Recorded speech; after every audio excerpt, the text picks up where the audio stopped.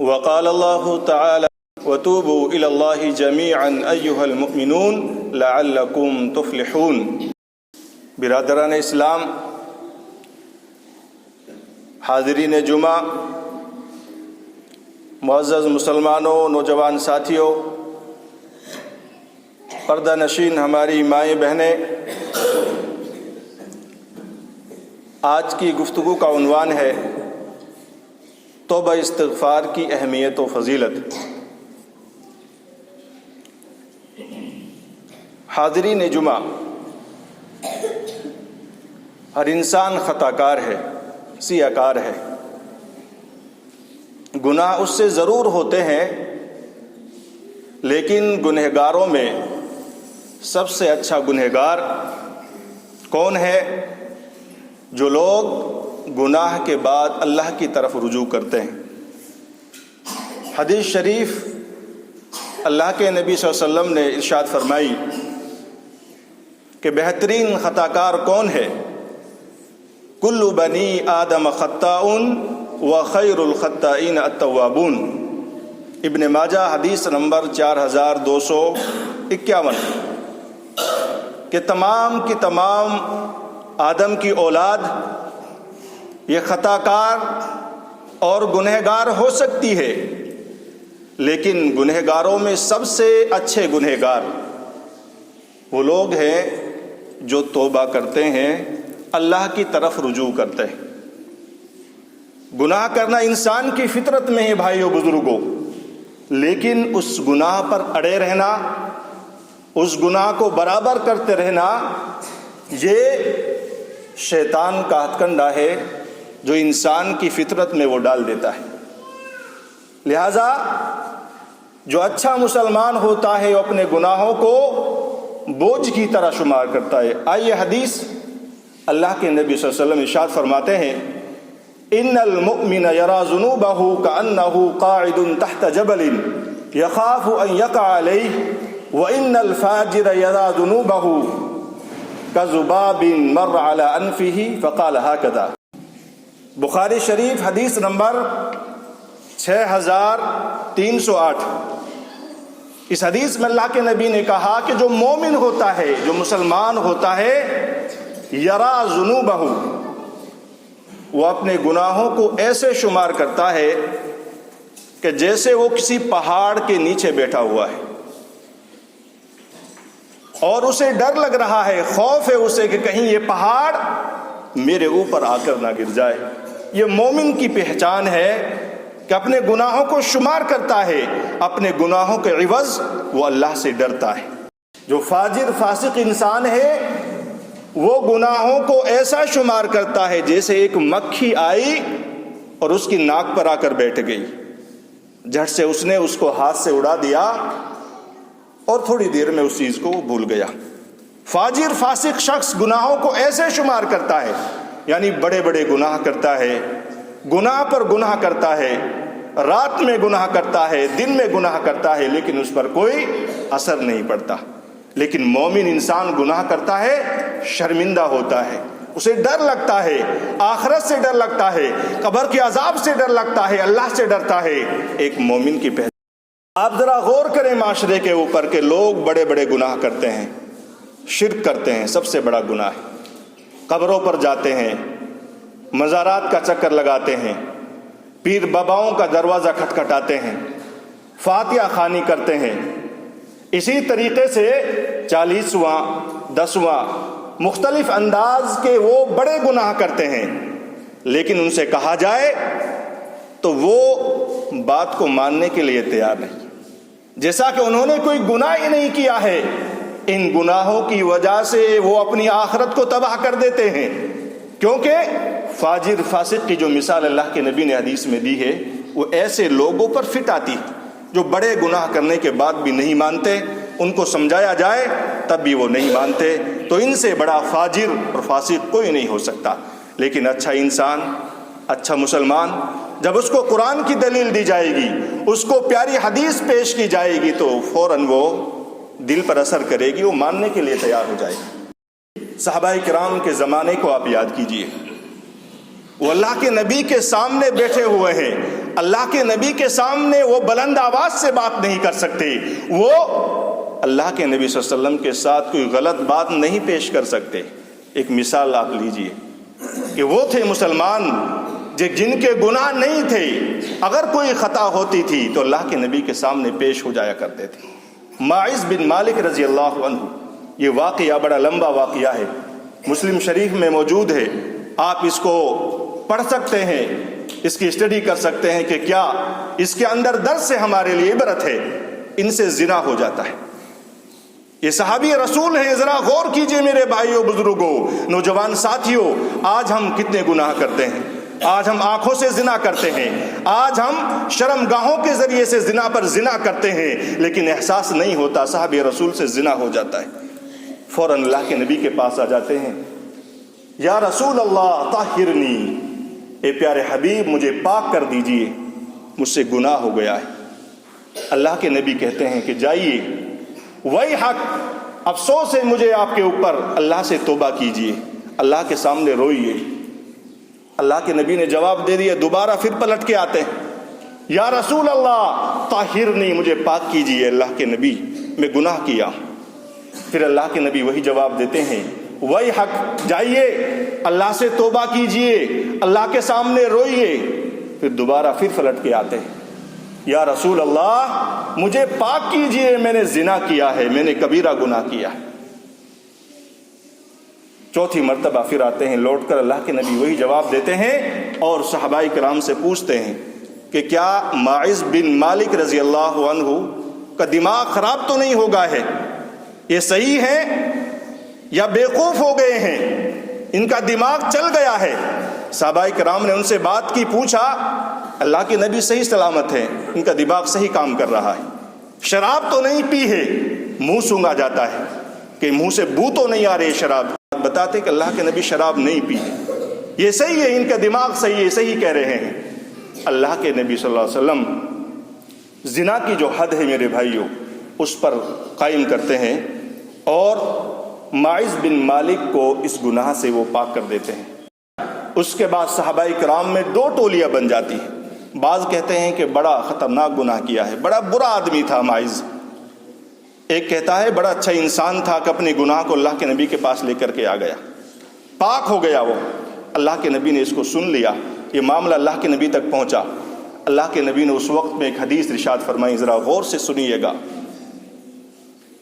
لقد تاب توبۃ لو قسمت بین امۃ لوسعتہم، مسلم شریف کے الفاظ ہیں کہ تم ماعز بن مالک رضی اللہ عنہ کے متعلق ایسی باتیں کرتے ہو، ماعز رضی اللہ عنہ نے ایسی توبہ کی ہے، اگر اس توبہ کو پوری امت کے درمیان، پوری جماعت کے درمیان، پوری قوم کے درمیان تقسیم کر دیا جائے تو وہ توبہ ان سے بھی عظیم ہو جائے گی، لوسعتہم، وہ بڑھ جائے گی۔ یہ مقام ہے اس صحابی رسول ماعز بن رضی اللہ عنہ کا۔ میرے بھائیو اب غور کریں، ہم یا ایک گناہ ہو جاتا ہے، اللہ کے نبی سے پاک ہونے کے لیے آ جاتے ہیں، ڈٹا نہیں جاتا، آخرت کا فکر لگ رہی ہے، اللہ کو کیا جواب دوں گا، اللہ کے نبی کے پاس بار بار آتے ہیں، ہم نے کتنے کبیرہ گناہ کیے، ہم کتنی غلطیاں کرتے ہیں، دن بہ دن ہمارے گناہ بڑھتے جا رہے ہیں۔ ایک انبار ہمارے رجسٹر میں لکھا ہوا ہے جو ہمیں ملے گا کل روز قیامت، لیکن ہم شرمندہ نہیں، ہمیں احساس نہیں ہے۔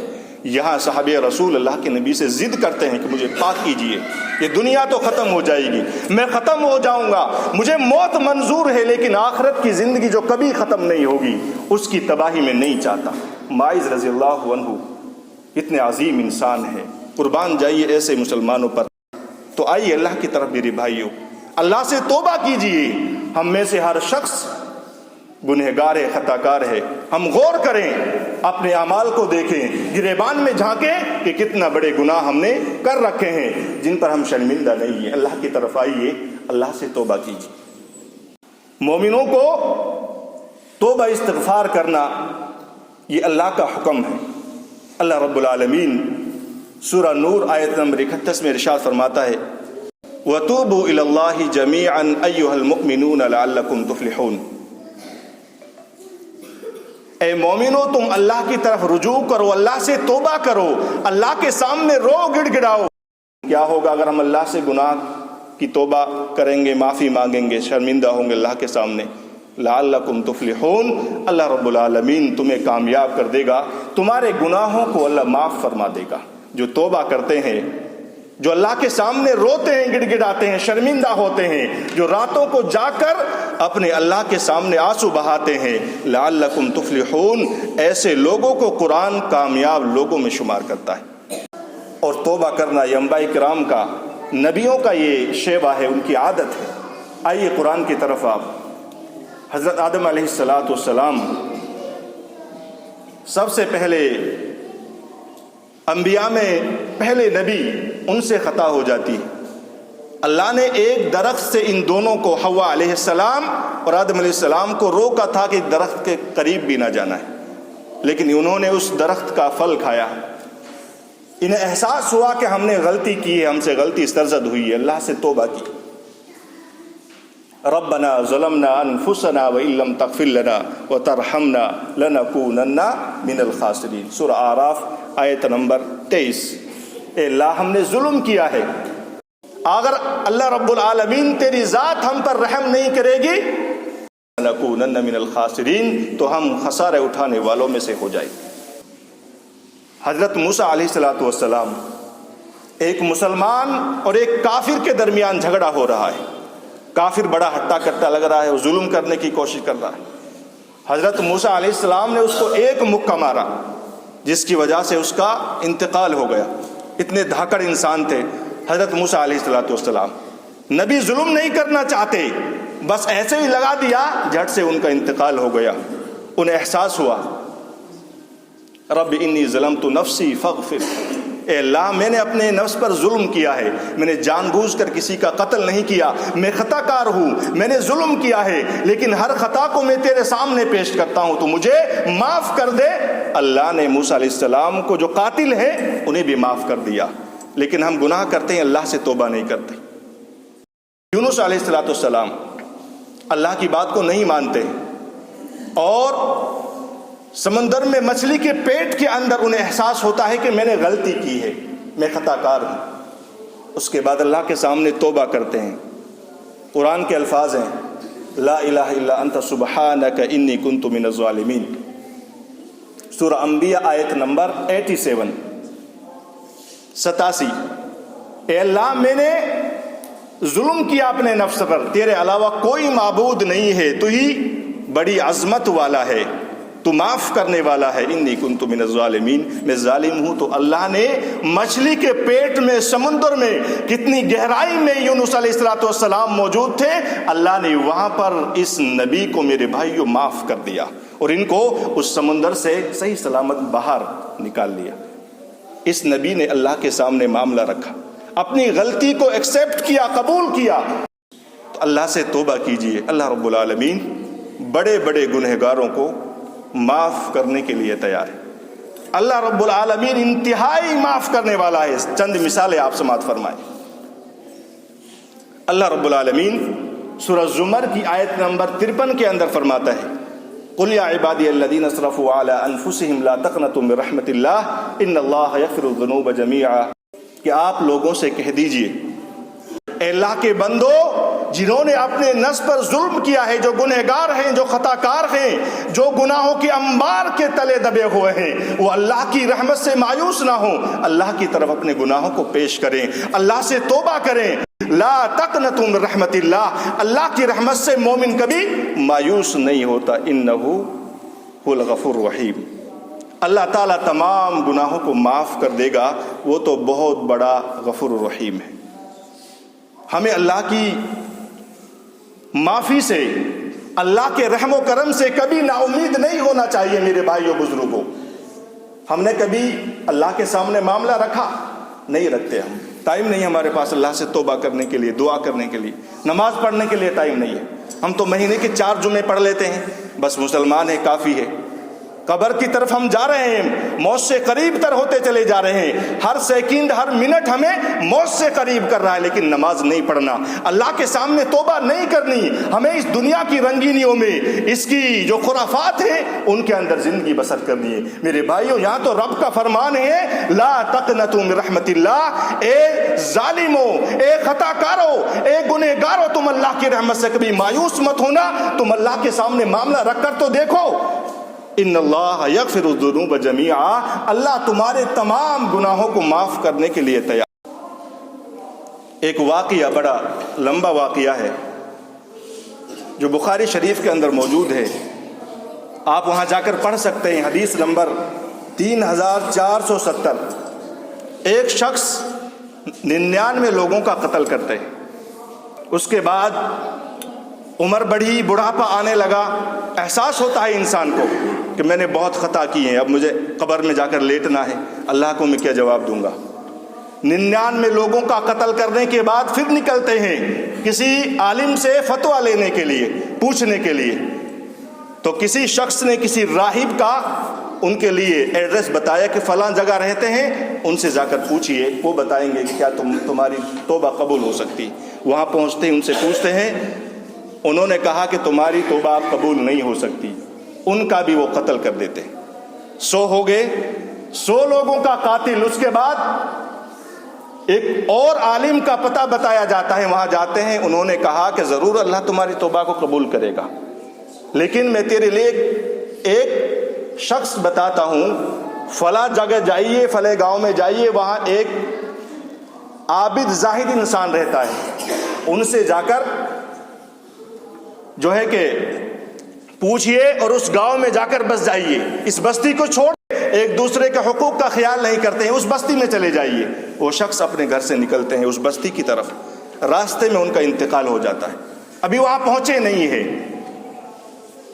نیکی اور بدی دونوں فرشتے حاضر ہو جاتے ہیں موت کے وقت۔ نیکی کے فرشتے کہتے ہیں کہ اس میت کو ہم لے کر کے جائیں گے، اور جو برائی والے فرشتے تھے جو گنہگاروں کو پکڑتے ہیں وہ کہتے ہیں کہ نہیں، یہ گنہگار تھا، 100 لوگوں کا قاتل، ہم لے کر کے جائیں گے۔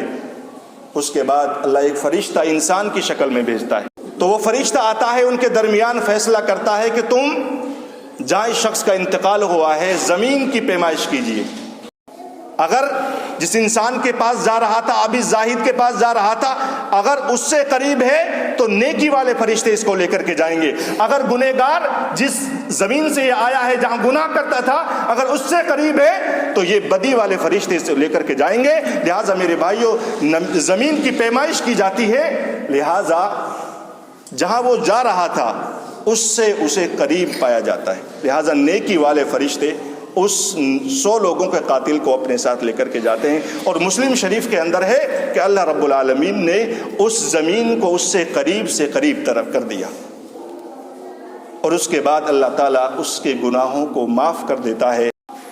آپ غور کیجئے کہ 100 لوگوں کا قاتل ہے، کتنا بڑا قاتل ہوگا؟ ایک انسان کا قتل کر دینا پوری انسانیت کا قتل ہے، قرآن کہتا ہے۔ تو میرے بھائیو، 100 لوگوں کا قاتل ہے، لیکن انسان کے دل میں اللہ کا ڈر خوف پیدا ہوا، توبہ کرنے کا عزم حوصلہ پیدا ہوا، وہ توبہ کرنے کا ارادہ کرتا ہے، اللہ اس کے ارادے کو پہچان جاتے ہیں، اور اس کے 100 لوگوں کے قاتل کو، بڑے ظالم کو اللہ تعالیٰ معاف فرما دیتے ہیں۔ ہم کتنے ہی بڑے گنہگار ہیں، اللہ ہمیں معاف کرنے کے لیے تیار ہے۔ ضروری ہے کہ ہم اللہ کی طرف آئیں تو صحیح، ہم آتے ہی نہیں، اللہ سے ہم توبہ نہیں کرتے۔ آئیے اپنے رب کی طرف، آئیے اپنے آقا کی طرف، آئیے اپنے قرآن کی طرف، آئیے اپنے نبی کی حدیثوں کی طرف، کہ ہم ان سے لو لگائیں، ہم اپنے رب کے سامنے روئیں، اپنے رب سے ہم توبہ کریں، استغفار کریں۔ نہ جانے موت کا فرشتہ کس ٹائم ہمارے پاس حاضر ہو جائے اور ہمیں توبہ کرنے کا وقت ہی نہ مل سکے۔ ابھی وقت ہے آپ کے پاس، ابھی ٹائم ہے، آپ توبہ کر سکتے ہیں۔ آپ کو نہیں پتا، کسی بھی انسان کو نہیں معلوم کہ موت کا وقت اس کا کب مختص کر دیا گیا ہے۔ کوئی ضروری نہیں ہے کہ بڑھاپے میں آپ کو موت آئے۔